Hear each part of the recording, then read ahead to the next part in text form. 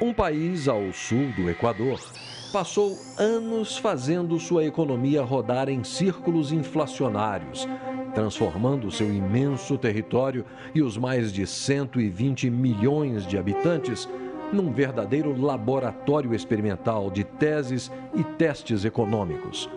Lembrado como o país das jabuticabas, fruta doce, exótica e desconhecida fora do seu território, este país proporcionou ao mundo mais uma estranha novidade. 20 trilhões e 700 bilhões percentuais de inflação acumulada num período de 15 anos. Sem guerras internas ou externas e abençoado por natureza, não havia justificativa racional para o abismo numérico. Não foi apenas mais uma jabuticaba amarga oferecida à ciência política e econômica. Foi um recorde mundial de imposto indireto e concentração de renda.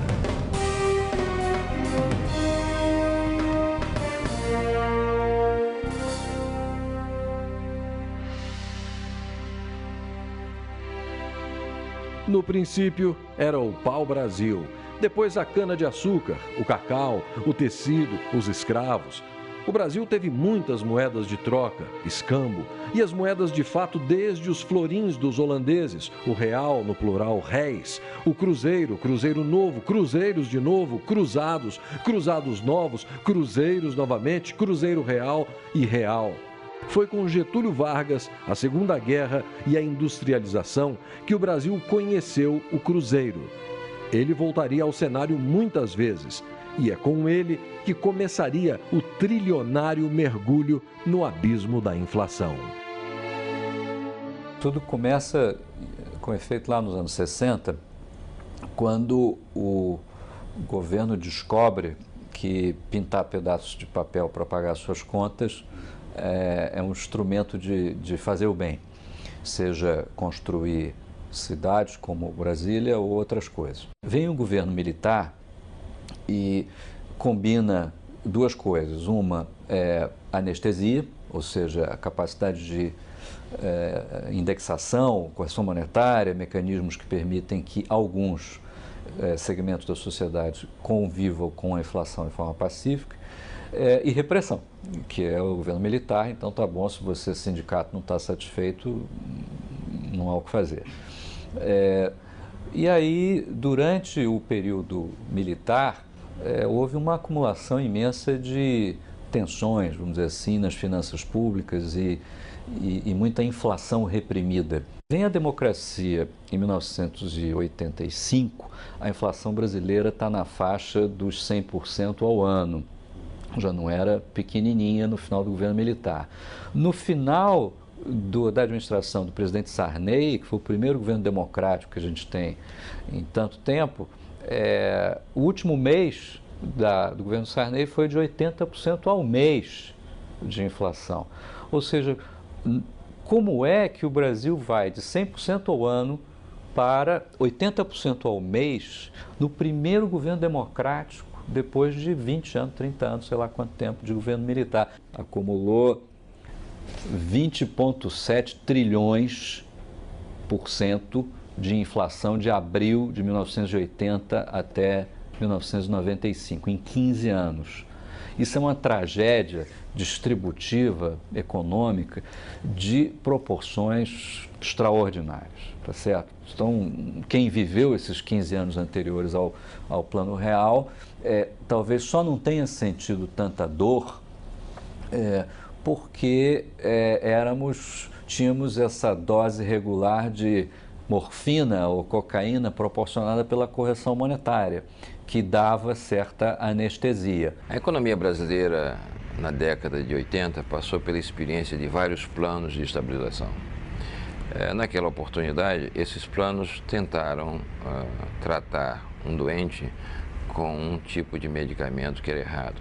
Fazendo analogia com o médico, quer dizer, o Brasil estava doente e apresentava uma febre. Obviamente, você teria que verificar quais seriam as origens dessa doença. Em economia, a gente pode dividir os fatores que afetam o fenômeno em dois: o mecanismo de propagação e as origens. O mecanismo de propagação corresponde à febre. As origens do problema na economia brasileira desde a década de 80 é, ainda hoje, a crise fiscal do Estado. Durante muitos anos, o Brasil financiou seus gastos públicos com instrumentos da inflação. Na verdade, os governos utilizaram o espaço dado pela própria inflação para resolver os problemas dos gastos públicos. Os planos de estabilização, como o Plano Cruzado, eles identificaram na origem do problema a febre do paciente. Obviamente deram um antitérmico e com esse diagnóstico errado, certamente não levou a economia a lugar nenhum. Nós tivemos então uma sucessão de planos de estabilização que foram um completo desastre. Tudo foi estudado criteriosamente e com seriedade. Mas este programa tem que ser um programa do povo brasileiro. Todos estaremos mobilizados nesta luta. Cada brasileiro ou brasileira será e deverá ser um fiscal dos preços. E aí posso me dirigir a você, brasileiro ou brasileira,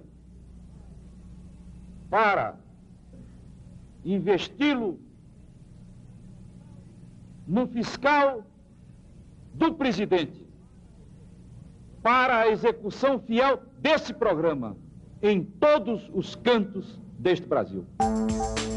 Na verdade, era o Larida, depois Cruzado, um plano de Pércio Arida e André Lara Rezende, estudado desde o início dos anos 80.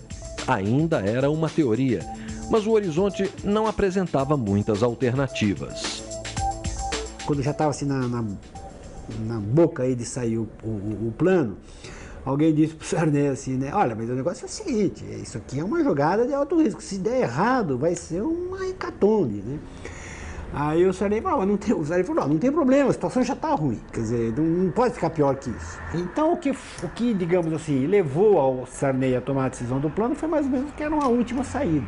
Ao contrário do plano real, né, se chegou à conclusão de que o plano tinha que ser uma surpresa, tinha que ser aplicado da noite para o dia e tinha que ser uma surpresa. Eu mesmo dei uma entrevista desafortunada ao Jornal do Brasil porque fiz a crítica.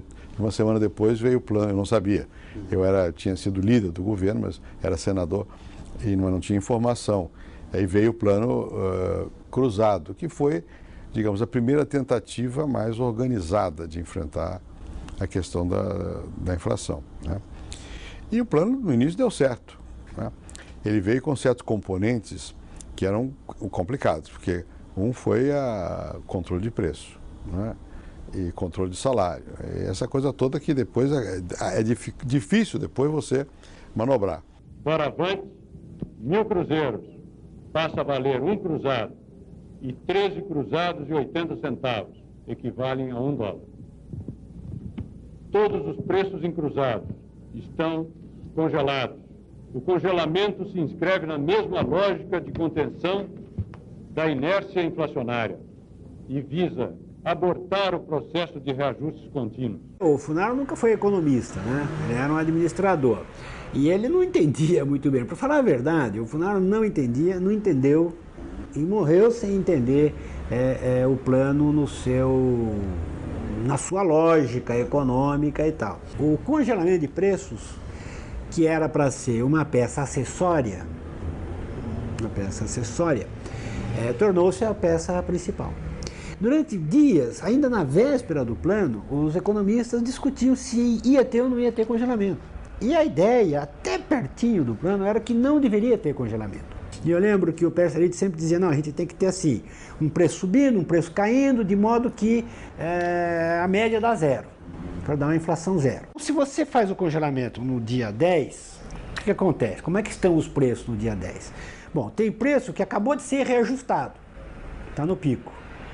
Tem preço que foi reajustado há uma semana, está na média. Tem preço que foi reajustado há 3 semanas e está no vale, está no nível mais baixo. Vamos imaginar que só tenha 3 agentes na economia. O João, o Antônio e a Maria, né? Quer dizer, então o João aumenta seus preços todo dia 1º do mês. Aí a Maria, que compra do João coisas, etc., aumenta seus preços no dia 10 do mês. E o Antônio aumenta no dia 20. Quando começou isso, não importa quem começou, porque isso, né?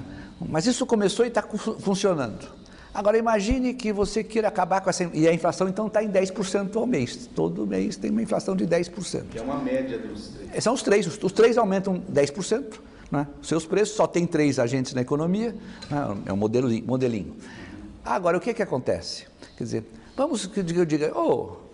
João, você precisa parar de aumentar seus preços. Então, quando chegar o dia 1º, você não aumenta seus preços, né? Porque nós vamos fazer um plano, vamos fazer cortar o déficit público, vamos fazer isso e aquilo.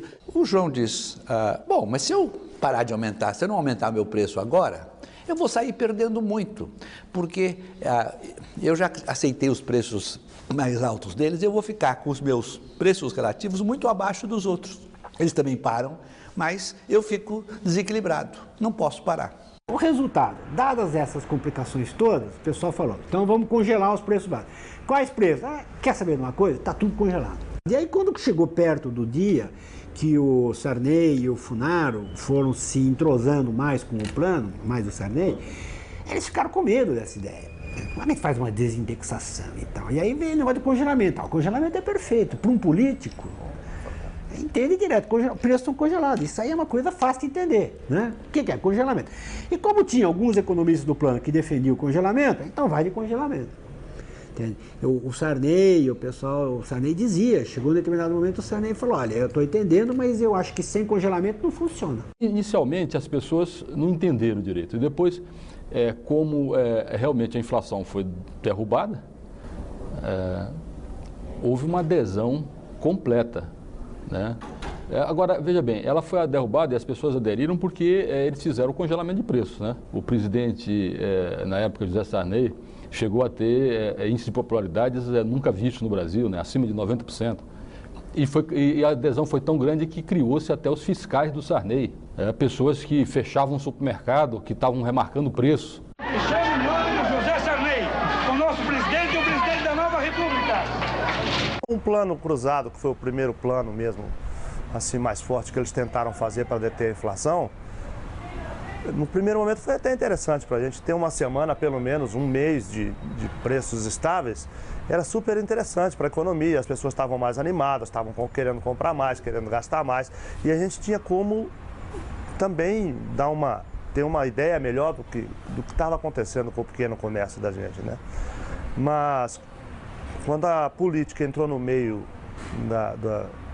da economia, que eles proibiram o Funaro de reajustar os preços de 3 em 3 meses para que as empresas começassem de novo a colocar os produtos no mercado, entendeu? Começou a haver desabastecimento. Esse desabastecimento quase que acaba com as pequenas casas, porque eles não tinham poder de fogo para poder fazer compras. Eu me lembro que uma vez o ministro era o Dilson Funaro e eu era senador. O Dilson foi ao Senado, acho que em maio de 87, né? Não, 86. O plano 86. 86. Então, quando ele foi lá ao Senado, foi em maio de 86. Ele foi ao Senado para dizer que ele ia acabar com certos mecanismos de controle. Eu até apoiei. Mas isso caiu muito mal, porque todo mundo queria mesmo uma economia controlada, com o governo interferindo, né? Com controle de preço, não sei o quê, porque era esse o hábito. Um pouco antes do cruzado, a gente fazia um remanejamento de preço semanal. Então, no início do mês, você estimava uma inflação para aquele período e já fazia um aumento de preço. E durante a semana você iria corrigindo para mais ou para menos, dependendo da evolução dos preços. No plano cruzado, houve o congelamento total, pegou todo mundo desprevenido. A demanda fluiu de uma forma bastante exorbitante, não havia produto disponível. Isso foi sendo levado durante 3, 4, 5 meses. Depois de 7, 8 meses, nós fomos obrigados a fechar as portas durante um período, porque não havia receita para fazer pagamento e não podia comprar algo por 100 e vender por 50. Ninguém faz mágica. Me lembro de um dos momentos mais difíceis, foi quando na época do plano cruzado. Porque com o plano cruzado houve um período maior, Me lembro de trabalhadores dizendo, poxa, Vicentinho, você do sindicato estão criticando o pacote, mas ó, estou tomando cerveja baratinho aqui faz tempo. Faz meses que eu estou tomando cerveja. E a gente fala, puxa vida, daqui a pouco explodiu outra vez. Eu acho que era a terceira ou quarta semana, o Funari, então, instado pelos economistas, falou, olha, então nós precisamos preparar o descongelamento de preços. Aquilo caiu como uma bomba no Palácio do Planalto e o Fernando César Mesquita, que era o secretário de imprensa do presidente, certamente falou com o Sarney, e Fernando César soltou uma bomba. Ele vai aos jornalistas e diz, falar em descongelamento é traição. Descongelamento é traição. E aí morreu, claro. O recado dado, a ideia de descongelamento morreu completamente, não se falava mais disso. Bom, e aí aconteceu o que era o esperado. Quer dizer, você tinha um consumo muito acelerado, dado o ganho de poder aquisitivo, e a economia não conseguia produzir o suficiente. Começou-se a importar muito. Lá pelas tantas o cara falou, olha, está faltando tampinha de cerveja. Teve que importar alumínio para fazer tampa de cerveja. Eu lembro que pessoas iam, aqui em Brasília, por exemplo, pessoas iam na periferia da cidade comprar carne que eram abatidas clandestinamente. Bois, vacas abatidas clandestinamente, que as pessoas traziam dentro do porta-mala de carros, e aí as pessoas à noite iam comprar carne, porque você não encontrava carne, nem nenhum derivado da carne, nem industrializada, não encontrava absolutamente nada. Carne de vaca, boi, porco, galinha, né? Frango, você não encontrava nada. E depois esse desabastecimento levou a medidas que hoje você acha até que se pergunta se realmente isso ocorreu. Que, por exemplo, a Polícia Federal foi acionada para caçar boi em pasto. Se o abate dos bois não se normalizar nos próximos dias, o governo promete que vai lançar mão da Lei Delegada número 4 e confiscar o boi no pasto. A Polícia Federal e a SUNAB já estão preparadas para o confisco. Nós fomos buscar 2.000 e trouxemos 2.000. A maioria dos pecuaristas vem colaborando com a população, colocando gado para o abate. Mas uma minoria de sonegadores e especuladores ficou contra a população. E é contra esses que o governo está agindo. Nós vamos tentar achar apenas 10 produtos. Dos 10 produtos da nossa lista de compras, nós só conseguimos encontrar 6. O arroz, este papel higiênico que só tem agora desta marca, o óleo de soja que também só tinha desta marca, o feijão, o sabão, os únicos que ficaram na prateleira, a carne e, é claro, de segunda. E aí, então, os economistas do plano falaram, olha, precisamos fazer um ajuste nisso. Precisava fazer um ajuste no plano. O pessoal ficou animado, mas aí o pessoal não entendeu bem, porque o Sarney marcou a reunião para Carajás. E aí, antes da reunião, os economistas tentaram se articular para todo mundo pintar o mesmo quadro para o presidente. Porque, eu não lembro de quem era a frase, mas alguém tinha dito o seguinte,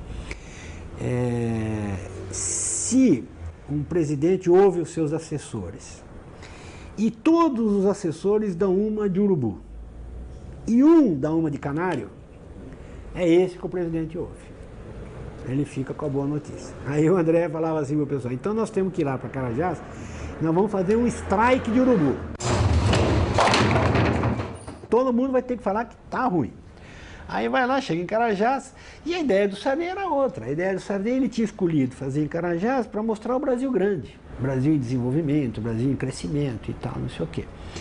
E quando começa a reunião, os economistas começam a fazer o strike de urubu, o Sarney interrompe e diz, não, vocês estão enganados, nós fizemos um grande plano, vocês viraram o Brasil, nós lançamos o Brasil numa rota de crescimento, desenvolvimento e progresso. Eu chamei vocês aqui para vocês fazerem um plano de desenvolvimento, um plano de crescimento. Eu quero um plano de investimentos. E não um plano de contenção e controle. E melhor, acabou ali. E entrou numa deterioração muito grande. Escassez, câmbio negro, a inflação voltando por fora, né? Quer dizer, embora os preços estivessem congelados, a inflação começou a vir de novo 2, 3, 4 e tal, não sei o quê. E aí ficou evidente que precisava fazer o ajuste. Para a economia, bastante tarde, mas para a política, muito cedo. Aquilo era uma coisa que todo mundo estava certo que não ia durar muito. Agora, o governo sabia disso também. Isso era 1986, você estava às vésperas de uma eleição geral, né? E o partido do presidente Sarney era o partido que dominava o país, que era o PMDB, né? Não deixou o governo adotar as medidas, na verdade, as medidas essenciais necessárias de ajuste do plano. E aí, passadas as eleições, o PMDB, se eu não me engano, fez 22 governadores, sei lá, 21 governadores, ou seja, fez a maioria dos governadores, absoluta dos governadores, elegeu quase todo mundo. E aí, no momento seguinte, o governo adota o Plano Cruzado 2. Elaborado pelo economista João Manuel Cardoso de Mello, assessor de Dilson Funaro no Ministério da Fazenda, o plano ficou conhecido nos bastidores por Manuelaço. Foi vitorioso numa disputa com o economista Chico Lopes, da equipe de João Sayad do Planejamento, que brigava por uma saída com menos intervenção do Estado e mais mercado. Eles não conseguiram se entender, e aí o Sarney falou, então nós vamos fazer o plano do Funaro, que era ligado ao MDB. Passou a eleição, fizeram o plano e aconteceu exatamente o que o Chico Lopes disse que ia acontecer. Todo mundo reajustou os seus preços em 100%, porque o governo anuncia. O preço da gasolina, do cigarro, de bebida, de não sei o que, não sei o que, está aumentado em 100%. Aí o que você é dono de uma loja da esquina, o que você fez? Aumentou também, todo mundo aumentou 100%. Foi o que aconteceu. Aí todo mundo deu aquele aumento geral de preços, aí o desrespeito ao congelamento foi total. Na verdade, se tornou toda uma estratégia para esperar as eleições que se deram em novembro naquele ano, e eles conseguiram realmente eleger 22 governadores do PMDB. Quando o pessoal da política elegeu os governadores que queria eleger, no dia 15 de novembro, no dia 16 teve uma inflação imediata de 100% de tudo e apareceu tudo nos mercados novamente. As pessoas estavam informadas e sabiam que vazava água por todo lado e a manutenção do plano era artificial. Com um reajuste de preços dos principais produtos, de combustíveis, energia elétrica, enfim, tudo. E há uma reação popular que nunca tinha se visto também. Uma reação de insatisfação popular que aqui em Brasília, por exemplo, resultou num quebra-quebra generalizado. A polícia usou gás lacrimogêneo para dispersar os manifestantes, que reagiam com pedras que arrancavam do calçamento. No meio do tumulto, vários ônibus foram queimados e até carros da polícia. E houve necessidade de mobilização das Forças Armadas. Eu lembro que tanques foram acionados para conter a ira da população. Foi a primeira frustração, né? Com o chamado plano heterodoxo. Primeiro que não deu certo. Se o plano cruzado teve problemas, foi porque, em grande parte porque o presidente não teve apoio político. Ele não tinha respaldo político. O programa era não conceder ao presidente Sarney que ele tivesse estabilidade. E sem esse apoio político, foi impossível que nós tomássemos até o fim as decisões que nós podíamos tomar e que realmente não nos faltava apoio político. Ainda teria o lamentável episódio da moratória, né? O Brasil ainda quebrou no cenário externo, ficou $100, teve que fazer a moratória. E fez a moratória não porque foi uma decisão política, mas porque acabou o dinheiro, acabaram os dólares. Mas aí, para transformar a moratória num gesto político, o Sarney fez um discurso horroroso, dizendo que o Brasil estava adotando uma moratória soberana, conclamando os outros países a fazer a moratória soberana, quer dizer, um calote. Foi um grande problema que o Brasil teve. Essa moratória de 87 só foi ser resolvida em 94. A dívida só foi renegociada em 1994. Até lá o Brasil ficou em calote, fora do mercado, numa situação ruim. Fogo Cruzado, um filme de guerra. Iniciamos hoje uma guerra de vida ou morte contra a inflação. Os militares tinham voltado aos quartéis, mas o Brasil viu surgir um novo tipo de soldado nas ruas. Os fiscais do Sarney, um exército de consumidores contra a alta dos preços. Vou estourar com a boca do balão, nós vamos dar um fim a tal remarcação. Nós queremos que você seja remarcador de preços do nosso supermercado. E no dia seguinte saem nos jornais, povo congela o descongelador. A guerra está declarada mesmo. E finalmente foram abertas as portas dos supermercados. E vejam só a correria. Todo mundo correndo para pegar um litro de leite. A vitória parecia fácil, mas a guerra foi perdida por falta de munição. A produção não cresceu como o país necessitava. Com o fracasso do plano, os soldados foram às ruas para protestar contra o seu comandante. Nós vamos invadir sua praia. Mais uma vez, eu tô aí.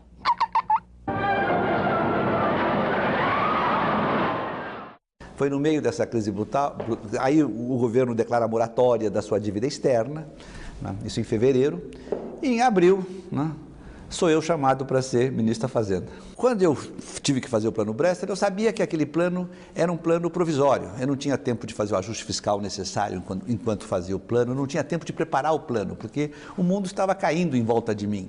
A inflação estava em 26%, as empresas estavam quebrando, o país estava em moratória. Era preciso fazer um plano que pusesse minimamente a ordem na casa e depois fizéssemos um segundo plano, né, alguns meses depois, que aí realmente acertasse todos os preços relativos, porque eu não ia conseguir, o desequilíbrio era tão grande nos preços relativos, a diferença entre os preços do João, do Antônio e da Maria, que era preciso fazer um segundo plano para acertar isso.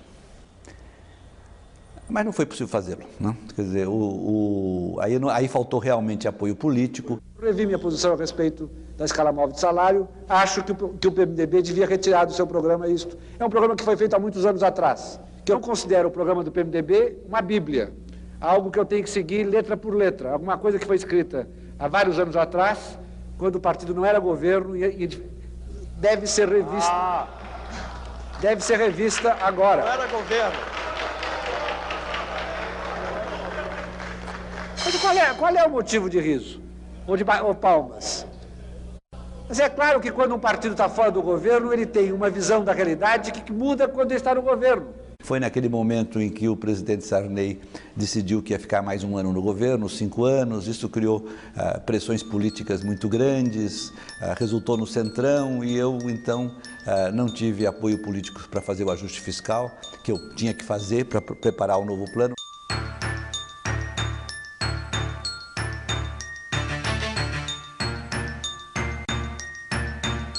Aí tem o feijão com arroz com o Maílson, né? Diz que esse plano era bobagem, etc. Vamos fazer feijão com arroz, né? Que era outra bobagem muito grande. E aí, mas em seguida ele viu que o feijão com arroz não dava certo e fez o plano verão.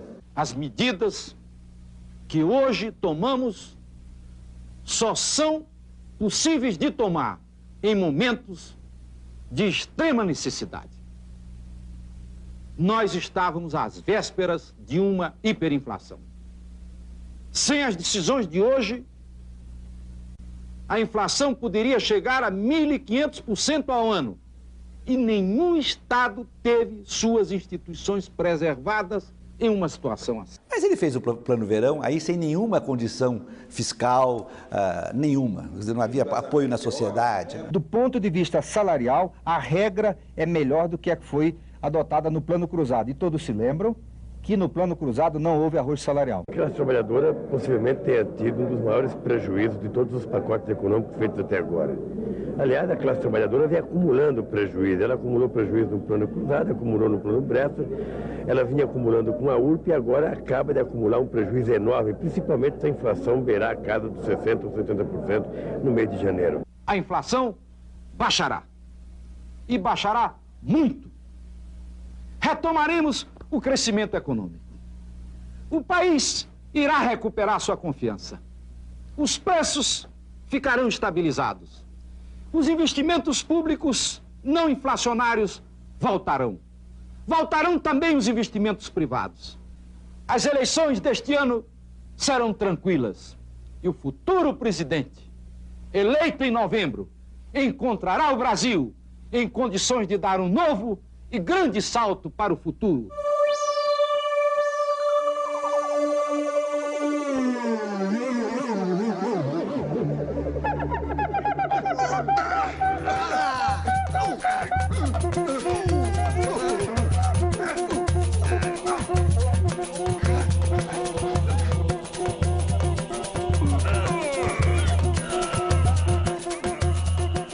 O presidente Collor assume, depois de uma campanha política que praticamente dividiu o país, né? Ele assume com uma inflação de 80% ao mês, quer dizer, é uma coisa, realmente é um desafio, e aí ele lança aquela famosa frase dele que ele só tinha um tiro. Um rifle na mão e apenas com uma bala nesse rifle. E nós temos que acertar esse tiro de modo a liquidar a inflação. Ele simplesmente faz um confisco de todos os ativos financeiros do país, né? Ele confisca tudo e deixa todo mundo com 50 cruzeiros, né, na época. No caso do plano Collor, é bom lembrar que ele nos trouxe uma certa tranquilidade quando ele acusava o Lula de que se o Lula ganhasse as eleições, era o Lula que ia fazer ia pegar o dinheiro da poupança do povo. Então, como ele ganhou, as pessoas que viviam de poupança, que tinham poupança, que aplicavam na poupança, ficaram tranquilos. O instante ontem vivido por toda esta nação e dá a real dimensão desse momento histórico de que todos nós compartilhamos. Hoje, como cabe ao governo eleito, adotamos as medidas prometidas no decorrer da campanha eleitoral.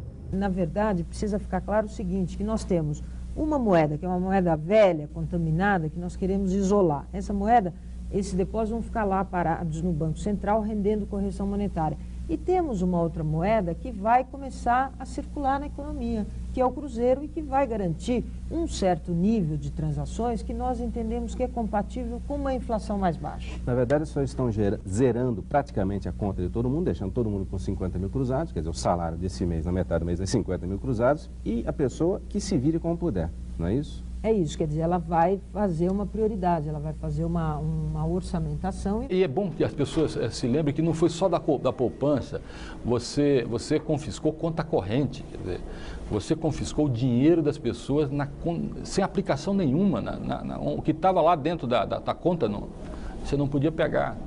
Então isso criou uma situação no Brasil que foi uma situação, quem viveu aquela época sabe, foi uma situação de dramas pessoais inacreditáveis. Eu vi gente doente, gente que perdeu a voz, gente que morreu do coração, gente que ficou miserável, ficou pobre até hoje, gente que perdeu sua empresa até hoje. Tem marcas profundas nas pessoas. A grande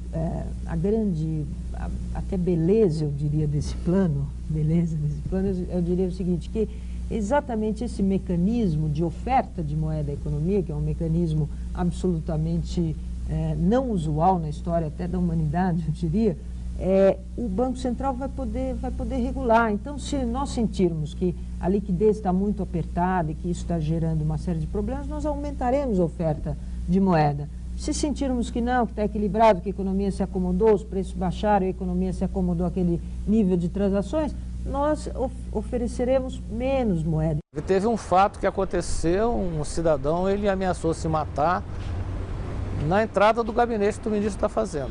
Era a ministra Zélia Cardoso de Mello, né? Entre as muitas experiências que o Brasil sofreu em matéria de combate à inflação nos últimos 15, 20 anos, a pior, sem dúvida nenhuma, foi o Plano Collor, que foi uma barbaridade, uma selvageria, eu diria, né? Porque houve um confisco generalizado de ativos monetários, o governo demonstrou na época um despreparo completo em termos de diagnóstico, medidas, né? Eu me lembro na época o Fidel Castro opinou sobre o assunto e quando soube o que tinham feito no Brasil, ele disse, eu em Cuba nunca fiz isso, nunca cheguei a esse ponto, né? Foi um radicalismo muito mal pensado que acabou danificando bastante a economia brasileira e bastante a credibilidade dos brasileiros nas aplicações financeiras no Brasil. O mistério da reunião noturna foi logo desvendado. No gabinete do presidente, a ministra demissionária se encontrava com o sucessor dela, o embaixador Marcílio Marques Moreira. Uma conversa rápida sobre economia, agradecimentos do presidente pela colaboração, um aperto de mão e um afago na cabeça.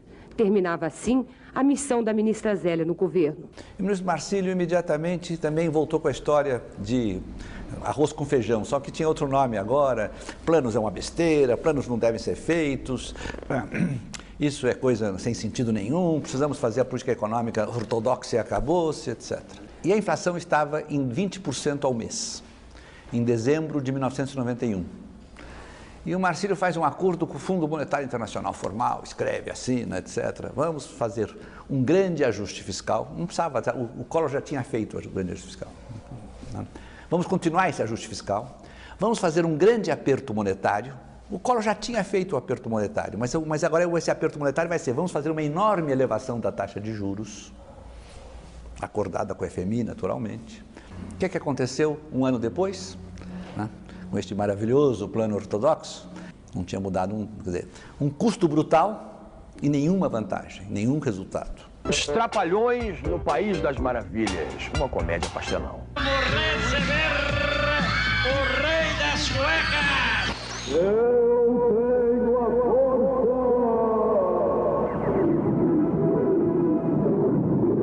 Quem tinha ontem 50 mil cruzados pode ir ao banco e sacar 50 mil cruzeiros.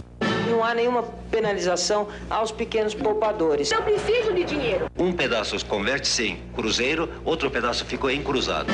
Esse plano, ele é imexível. Coisas não são tão fáceis assim, não são simples. Esse ponto está complicado, não fica, a gente explica. Eu vim para confundir e não para explicar. Alô, alô, abriu Brasil. Quero ver o coral, Jacarezinho.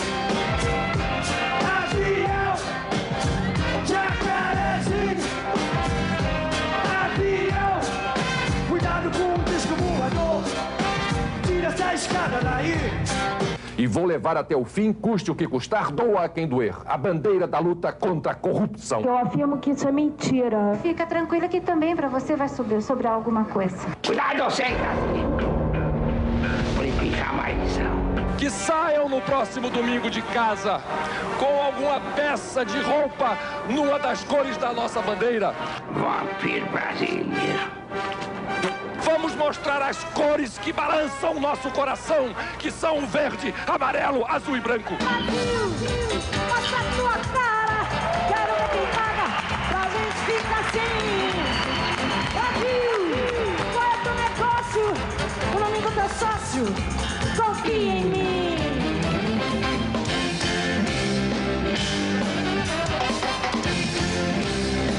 Não me deixem só. Eu preciso de você. Muda o governo, né? O nosso Itamar Franco, né? Que eu considero um presidente importante no Brasil e um patriota, né? Ele não sabia nada de inflação. E ele, então, o que que fez? Ele nomeou um ministro da Fazenda. Esse ministro da Fazenda não resolveu o assunto, ele demitiu o ministro da Fazenda. Nomeou outro. Não resolveu, demitiu esse ministro. Nomeou outro. Estava nos Estados Unidos, quando o presidente Itamar me chamou pelo telefone para dizer que ele ia mudar o ministro. Ah, por favor, presidente, não faça isso, mantenha o seu ministro aí, que está fazendo um esforço. Não sei o quê, não vai dar certo. Eu digo, bom, mas você não toma nenhuma decisão sem falar comigo, porque eu estou bem como ministro do exterior, eu não tenho aspiração de ser ministro da Fazenda e tal. No fim do dia, no fim da noite, estava num jantar na casa do embaixador, ele me telefonou, ajudante de obras, que não precisava mais falar comigo. E no dia seguinte de manhã ele já me tinha nomeado. Nomeou, assim, eu virei ministro da Fazenda. Aí ele remontou a equipe original, que era Pérez André, Baixa, aí Pedro Malan, Chico Lopes e tal.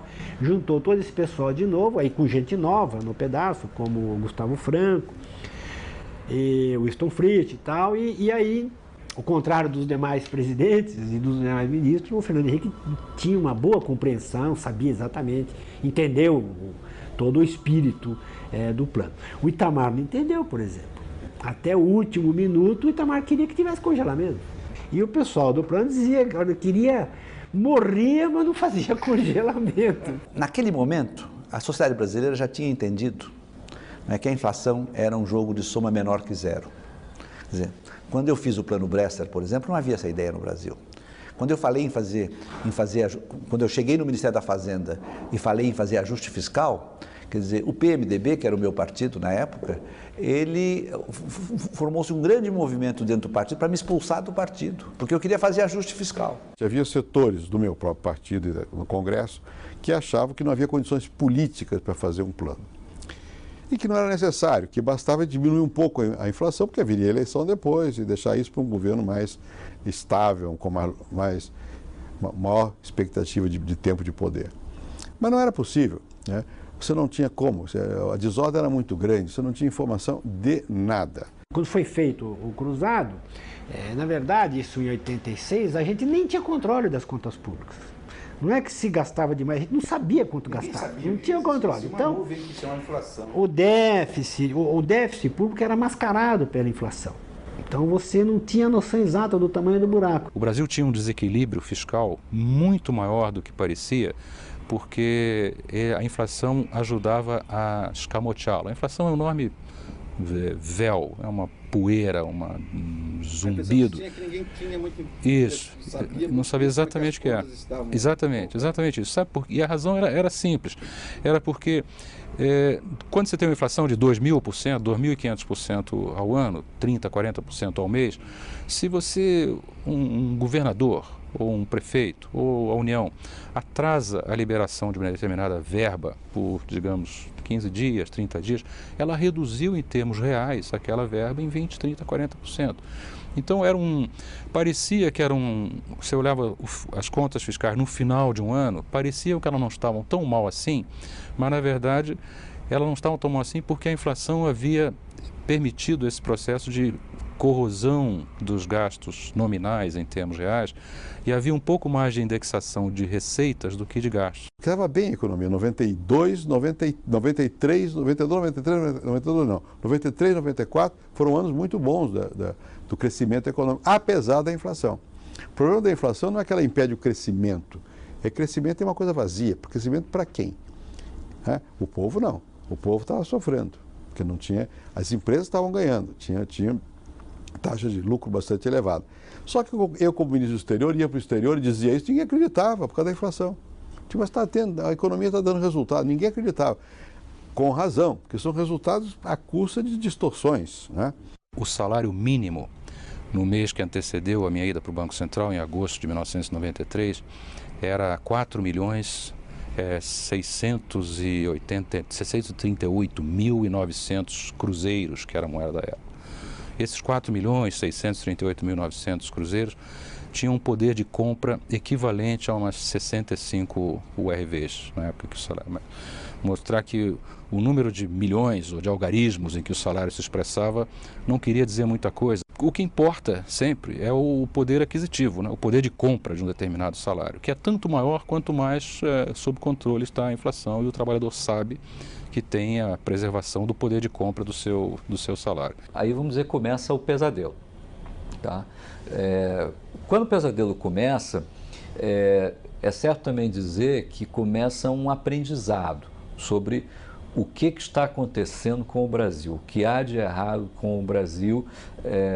Não temos como é guerra civil, furacão, maremoto, é um país abençoado, como é que pode ter inflação de 80% ao mês? E nós tivemos aí, sei lá quantos congelamentos, 4 pelo menos na minha conta, todos fracassados. Nós tivemos que sofrer esse tanto de tentativas fracassadas de curar a nossa infecção com um banho frio para aprender que tinha sim alguma coisa de errado com o Brasil. E quando a gente adquire essa consciência, é mais ou menos ali na altura do real. Começamos criando o chamado PAI, Plano de Ação Imediata, que era um pouco arroz com feijão. Quer dizer, vamos segurar o orçamento, vamos cortar o orçamento para 50% dos gastos, vamos, enfim, tomar certas medidas de recomposição da verdade fiscal, vamos produzir para o ano seguinte, foi em 93 para 94, um orçamento mais realista, orçamento de verdade, vamos chamar tapar os ralos, que era do desperdício, que era muito grande mesmo, né? Na inflação você nem sabe quem roubou, quem não roubou, aquilo é uma confusão imensa, né? Aproveita muito os malandros, né? E o liberar ou não liberar verba é uma coisa terrível, porque se quando libera depressa é vantajoso, quando você atrasa não é, então isso dá margem à intermediação. Era um clima muito negativo. Claro que nós tínhamos muito medo e sabíamos que não dependia da nossa convicção, dependia de todo o entorno dentro do qual nós estávamos trabalhando. Começa com o ministro Fernando Henrique, que era o 4º ministro do presidente Itamar. Os 3 anteriores saíram em condições complicadas. Nós estávamos há 1 ano e meio de eleições, quer dizer, tudo parecia indicar que nós íamos repetir o final do governo Sarney. E mais, o Congresso estava paralisado pela CPI dos anões do orçamento. O apelido de anões é porque quase todos esses parlamentares são pessoas de pequena estatura. João Alves negou que recebesse propinas, mas suas 13 contas bancárias registravam um movimento superior a 50 milhões de dólares nos últimos 5 anos. Ele foi apontado como chefe dos 7 anões. O que vem ao caso é o seguinte, é que a minha vida, até eu deixar esse orçamento, eu realmente vi dificuldade financeira. Depois que eu deixei e abandonei, esqueci, Deus me ajudou e eu ganhei dinheiro. Então, os grupos organizados na Comissão de Orçamento que se opunham aos controles não tinham mais força, né? É agora que pode fazer. No momento que está tudo organizado, os interesses não vão permitir que se faça. Mas, curiosamente, o fato é que todos esses elementos que pareciam apontar para o desastre foram exatamente aqueles que configuraram meio que um vazio. Um vazio de ideias e de liderança. E foi isso que o ministro da Fazenda, Fernando Henrique Cardoso, ocupou. Ele formou um time, ele tinha uma ideia, tinha um projeto, trouxe esse projeto para o centro do tabuleiro e numa circunstância onde o Congresso está paralisado, o presidente não sabe bem o que fazer, não há outra coisa a competir do ponto de vista de agenda política e econômica, a situação deteriorando, a população cobrando uma providência e, ao mesmo tempo, com essa desconfiança toda de planos econômicos, os seus garfos e truques e tal. E, portanto, o vazio se tornou nosso combustível, nós ocupamos o espaço. O Itamar foi mudando pessoas no governo, inclusive num momento caiu alguém do BNDES, nós pusemos lá o Pércio. Então você já tinha o Pércio, você tinha o André, você tinha o Baixo, você tinha o Gustavo, você tinha o Malan. Caiu o presidente do Banco Central, botamos o Malan. Então você tinha uma equipe pesada de economistas com imaginação que podiam organizar um plano. E nós já estamos controlando mais o Banco Central, não sei o quê, o Ministério do Planejamento. Na prática eu virei um quase primeiro-ministro. Da área econômica eu era primeiro-ministro. E quando o senador Fernando Henrique Cardoso foi para o governo, todo mundo sabia que haveria um outro choque heterodoxo. Por quê? Porque ele levou para a sua equipe, quer dizer, os economistas da época, os mais brilhantes economistas da época, e são pessoas que estavam na origem de todas as concepções dos planos heterodoxos que foram adotados, né? Eu não sou economista, mas eu tenho leitura em economia, eu ouvi aquelas conversas e tal. Agora, a decisão para a qual eu contribuí foi uma ideia do Pércio, que foi, nós nos reunimos para fugir da imprensa, às vezes na casa de alguém, na minha casa, lá em Brasília, meu apartamento. E uma vez aqui em São Paulo, uma tarde de sábado, o Pércio foi lá e disse, vamos simplificar tudo, não sei o quê. O Pércio é músico e matemática, ele gosta das coisas mais claras possíveis, com economia de tudo e tal. E por que não fazemos uma coisa explicando, transparente? Eu peguei isso na palavra, eu digo, vamos fazer isso. Estava pronta a medida provisória que criava o RV e, na verdade, criava também o real, porque ali estava escrito já que quando a URV fosse impressa como um dinheiro, papelzinho físico, ela mudaria de nome e passaria a se chamar real. Quer dizer, o real nasceu no dia 28 de fevereiro de 1994. No dia 27, que se eu não me engano era um domingo, o presidente Itamar Franco reuniu o Ministério para discutir a medida provisória. E naquela ocasião houve um impasse mais de um talvez, mas o mais importante com o ministro do Trabalho, o Dr. Walter Barelli. E o impasse foi tão sério que no meio do decorrer dessa reunião, que durou praticamente a tarde inteira, eu me lembro de ter entrado na reunião na hora do almoço e sair na hora do jantar, no decorrer dessa reunião, o ministro Fernando Henrique pediu demissão, sim, umas 3 vezes, que eu tenho anotado, pode ter sido até mais. Ele tinha solicitações que eram muito parecidas com as coisas que fizeram o cruzado dar errado. Então, para nós, assistindo aquela discussão, era como se nós estivéssemos a um passo de repetir a experiência do cruzado. Quando chegou no real, o pessoal dizia, olha, não pode ter congelamento e tem que ter controle das contas públicas. E daí que veio o tal Fundo Social de Emergência. Que é mentira, né? Que não é fundo, não era social e não era de emergência. Era só um modo de controlar o gasto público, né? Nós tínhamos que aumentar o cacife do governo. Para isso, nós criamos o chamado Fundo Social de Emergência, que na prática era uma redução direta da capacidade que algumas verbas tinham de destinação fixa. Cortamos, não me lembro quanto, 15% dessas verbas. Inclusive, tentamos cortar dos fundos de participação dos municípios e dos estados. Enfim, foi um aperto danado no Congresso para poder obter essa redução de obrigatoriedade do gasto público para certas áreas, para nós termos uma caixa maior para usar no que nos parecia o mais adequado, né? Isso foi aprovado, foi uma luta. Tudo isso, você não imagina a dificuldade para aprovar no Congresso. E aí nós aproveitamos a revisão constitucional, que só aprovou 2 coisas, o Fundo Social de Emergência e a emenda de redução do mandato do Presidente da República de 5 para 4 anos. Infelizmente, às vezes é preciso que uma determinada situação se agrave e mostre a sua face mais dura e mais cruel para o país conseguir mobilizar vontades, corações, mentes, apoio político, coalizão de forças para dizer, olha, nós não podemos continuar vivendo desta maneira. Essa coisa de quem fez o plano, quem fez o plano foi os técnicos. Eu fiz politicamente, ajudei a fazer. E o presidente Itamar deu respaldo. Ninguém faz uma coisa sozinho, isso não é uma coisa, não é um artigo de jornal, é uma reconstrução das instituições no país. No plano real, se impediu então de que o financiamento dessa crise fosse feito através da emissão de moeda. Então, com o plano real, se estanca essa fonte de emissão e o Banco Central, desde então, passou como objetivo o controle da inflação. Você poderia dizer o seguinte, o teste de um programa de estabilização bem sucedido é quando a economia passa então a crescer com estabilidade, né, monetária.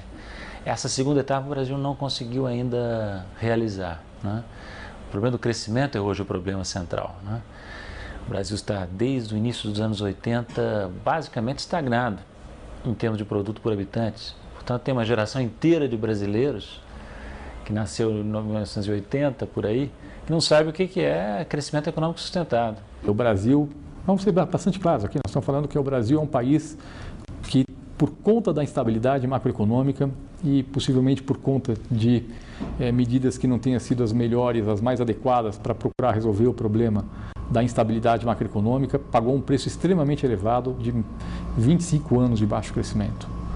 É um preço muito alto para você pagar pela instabilidade, para corrigir a instabilidade macroeconômica. O Brasil, entre 1980 e 1994, teve uma doença, uma grave doença econômica chamada alta inflação inercial. Quer dizer, a partir de 1995, terminada a alta inflação inercial, o Brasil, infelizmente, passou a ter uma outra doença, que é a alta taxa de juros e a baixa taxa de câmbio. Há toda uma argumentação dizendo que se o governo baixar a taxa de juros, a inflação volta. Mas isso é tolice. A inflação não volta em absoluto se você baixar a taxa de juros. Um dos outros países não volta porque no Brasil há de voltar. Quer dizer, o Brasil tem taxas de juros que são só no Brasil. Né? É uma jabuticaba, porque jabuticaba é uma coisa... Só que é uma jabuticaba amarga, porque a jabuticaba é uma coisa que só tem no Brasil, mas é uma maravilha. Houve crise incessante no sistema mundial. Em 94, no dezembro, estourou a crise do México. Houve do México, da Ásia, da Rússia, da Argentina, a nossa e a dos Estados Unidos, de 2001 de setembro. Foi muita crise em cima, né? E houve vários momentos, por exemplo, a principal, a mais difícil para nós, foi quando estourou o câmbio, em 99, né? Quer dizer, quando nós tentamos ajustar o câmbio, que não deu certo, e tivemos que deixar flutuar o câmbio. Ali havia muito perigo da volta da inflação. Por que ela não voltou?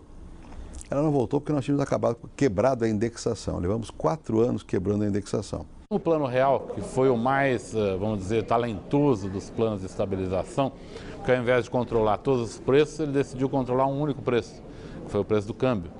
Então ele teve um talento de composição muito grande, mas ele também foi estendido além do prazo que seria razoável.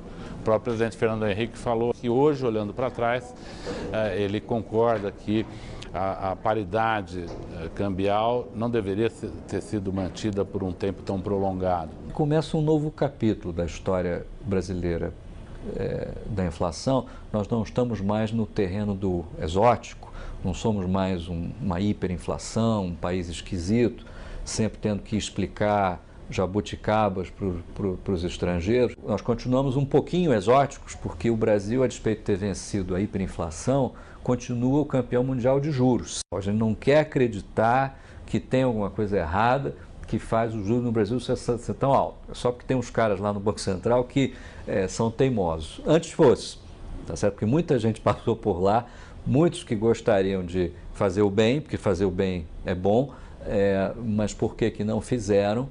É porque não é tão fácil. O Estado brasileiro tem que ter disciplina fiscal, seja um governo de esquerda, seja um governo de direita.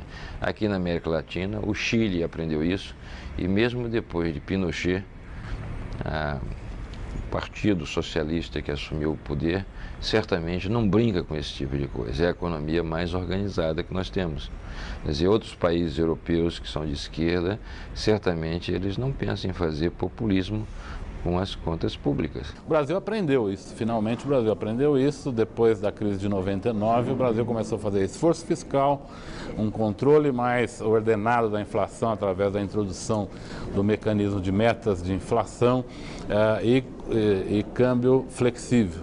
Essa consolidação do ajuste macroeconômico que foi feito no Brasil ao longo dos últimos anos, ela teve um preço, sim. O preço foi um baixo crescimento, mas o resultado foi uma situação extremamente sólida do ponto de vista macroeconômico, que permite que o Brasil possa crescer de forma consistente. Mas o campeão do exótico e das jabuticabas continua sua cultura como um líder mundial, e não apenas em juros. Um estudo recente do Banco Mundial e da consultoria Pricewaterhouse fez um estudo sobre 175 países e demonstrou que no Brasil as empresas são campeões em gasto de tempo para cumprir seus compromissos tributários. Além do custo do tributo, a complexidade do tributo faz com que o Brasil seja campeão em tempo gasto para saldar os compromissos tributários. Todo mundo diz hoje que é difícil abrir uma empresa no Brasil, é difícil manter uma empresa no Brasil, é difícil fechar uma empresa no Brasil. Isso é verdade. Agora, não adianta só dizer isso, é preciso ir melhorando a legislação para que o ambiente de negócio no Brasil seja mais favorável. Um país ao sul do Equador